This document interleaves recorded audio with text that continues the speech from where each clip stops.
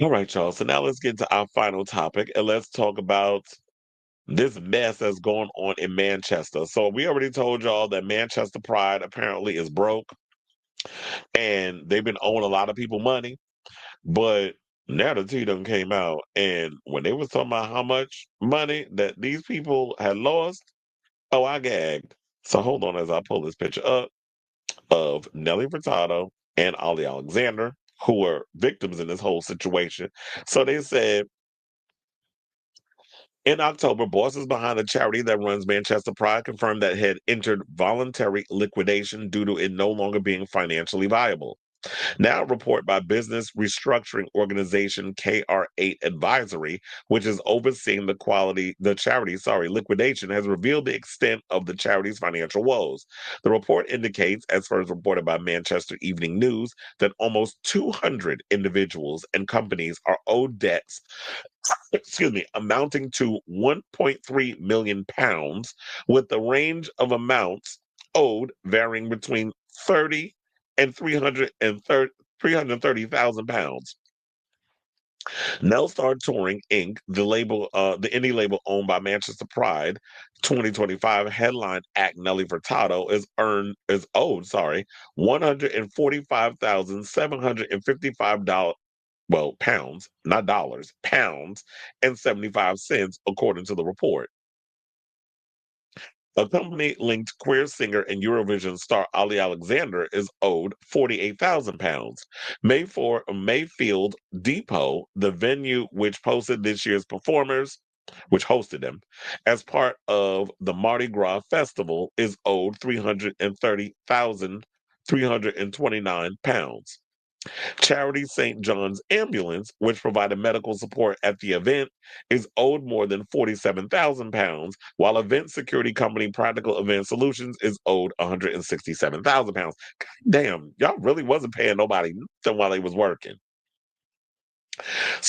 Suspicions around Manchester Pride's financial situation were raised in October after a number of Drag Race UK performers, including Zahira Zapanta, Banksy, Saki Yu, and Lil, claimed on social media that they were still waiting to be paid for performances at the August Bank Holiday Weekend event. So this is pretty much a follow-up. On October 22nd, the company behind the event confirmed that it had entered voluntary liquidation, leaving a lingering question mark over the future of one of UK's largest Pride events, saying a combination of rising costs, which are affecting the entire events of hospitality industries, declining ticket sales, and an ambitious refresh of the format aimed at challenging these issues, along with an unsuccessful bid to host Euro Pride, has led to the organization no longer being financially viable, wrote Manchester Pride's Board of Trustees in a statement. So I actually do have their statement over on Instagram, but I do wonder, I'm like, how did they let this all go by the wayside? And how was y'all able to just, excuse me, I was wondering, how was they able to pull off this thing if they knew that they didn't have the damn money to host all these people? And I also wonder, I was like, were the homosexuals not going to the Pride event out in the UK or Manchester? Well, Manchester is in the UK, right? So, well, y'all weren't doing Pride. I know there's some people out here be like, I don't need Pride anymore. Pride is not, I've outgrown Pride. But I'm like, okay, well, Pride is for people who feel prideful in who they are as being, celebrating who they are, being a part of the LGBTQIA, or as I like to call it, libido plus community. So if it's not for you, it's not for you. But I do wonder, was there like a steep decline in people actually going to these Pride events? Or is it a situation where um a lot of these type of parties, the ticket prices are just ridiculous? I don't know what the economy is out in Manchester, any of my Manchester people, because I know I got British people that watch this show. um when I cut this up and I post it or whatever the case was, if you're not in the room right now, definitely fan out and let me know, like, what's the economy like out there and all the other stuff, and has the struggle been real in regards of like the gays who's supposed to be the ones having disposable incomes and stuff? Are we out here on the struggle bus?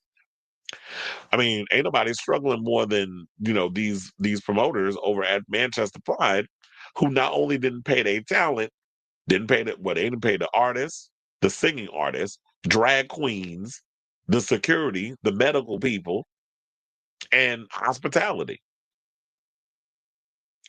So yeah, that is so they lost Euro Pride 2028. They lost it to Ireland. So Ireland's gonna host it over Manchester. The financial report also details how the organization attempted to escape its financial struggles prior to entering voluntary liquidation. After unexpectedly low ticket sales and a financial loss for the third year in a row, the organization sought legal and financial advice and explored a number of rescue proposals, which ultimately proved unsuccessful. The charity also attempted to seek support from Manchester City Council, but the local authority declared after deliberation that it could not assist. Manchester Pride is attended by hundreds of thousands of revelers each year and is considered one of the biggest annual LGBTQ plus events in the UK. Well, if that's the truth, I mean, if that's a fact, then why y'all filing for liquidation?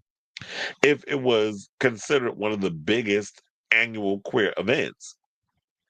So I should also point out that alongside Furtado, Alexander, and a slew of drag race queens, they also had other performers there as well, including Little Mix singer Leanne, Billy Porter, and Sister Sledge. Now, I do wonder if they also didn't get paid because if Nelly Furtado and Olly Alexander didn't get their coins, then Billy Porter definitely didn't get his money. Leanne didn't get her money. Thank God Jay didn't say yes, because I know she out here gagging right now if she didn't get no money.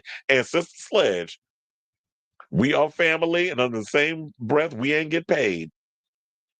So, shout out to y'all. This is unfortunate that they didn't get their money in all this whole situation. I hope it works out. I hope these artists and everybody who was involved in Manchester Pride definitely does get paid. If not, unfortunately, y'all got to take this L. But if there are going to be negotiations in the future as an artist, I definitely need to have I'm like, pay me half up front, and I'll get the other half when I'm get off the stage and I perform. Because I'm not just going to do okay. I'm gonna perform, and then y'all gonna pay me later, and then I ain't gonna get what I'm owed up here. So if you people gonna be playing these games, then I guess I'm just gonna have to be just as lethal when it comes to my negotiations. So I say all this to say, what do you guys think of this story regarding the huge amount of money that Manchester Pride owes not only the people that work behind the scenes on putting Manchester Pride together and helping it work, but also the talent. So let me know what you guys think of this story in the comments down